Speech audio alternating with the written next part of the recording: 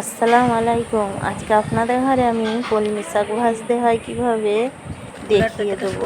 কলমি শাকগুলো এইভাবে কুচিয়ে নেবেন। কিছুদিন আমি আসতে পারিনি, বেড়াতে গিয়েছিলাম, তাই বেড়াতে যাওয়ারও ছবি আপনাদের কাছে শেয়ার করে নেব। এই যে একটা রসুন নিয়েছি,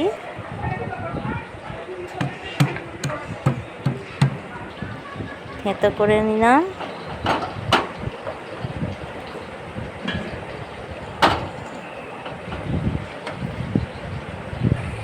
কড়াইয়ের মধ্যে তেল দিয়ে দিলাম।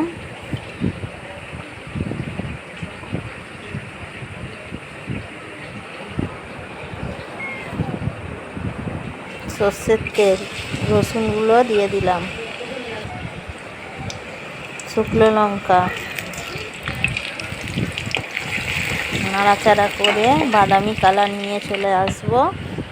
এই যে শাকগুলো কুচনো হয়ে গেছে, ধোয়াও হয়ে গেছে, রসুনটাও বাদামি কালার এসে গেছে। শাকটাকে ঢেলে দেবো।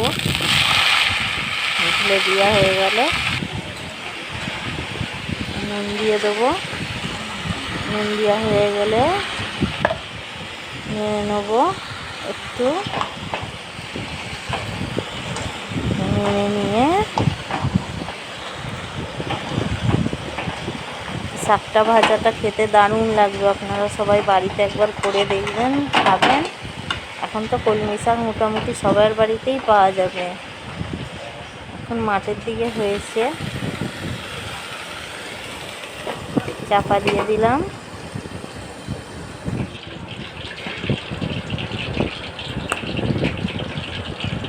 কিছুক্ষণ পর ঢাকনাটা খুলে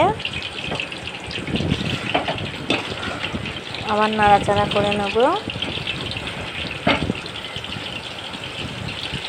গরম ভাতের সঙ্গে দেখেছেন কতটা জল ছেড়ে দিয়েছে।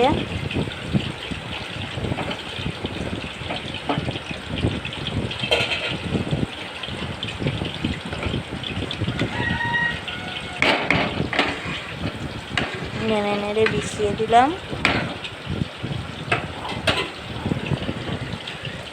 আবার ঢাকা দিয়ে দেব। আবার খুলে দেখে নেব। শাক ভাজাটা গরম ভাতের সঙ্গে, রুটির সঙ্গে খেতে দারুণ লাগে। গরম গরম শাক ভাজা হলে আর কিছুই লাগবে না, এত ভালো লাগে খেতে না। আপনারা বাড়িতে করে দেখবেন। এতে কলমি শাকে প্রচুর পরিমাণ ভিটামিন আছে।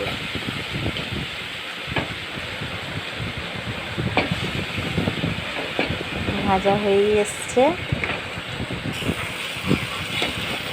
টকে করে নেড়ে চেড়ে নিলাম।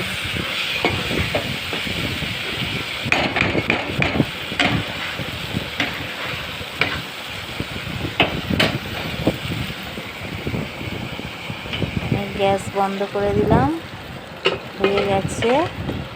এই যে আমার ছোট মেয়ে খেতে বসে গেছে। শুধু শাক ভাজা দিয়ে ভাতগুলো সব খেয়ে নেবে।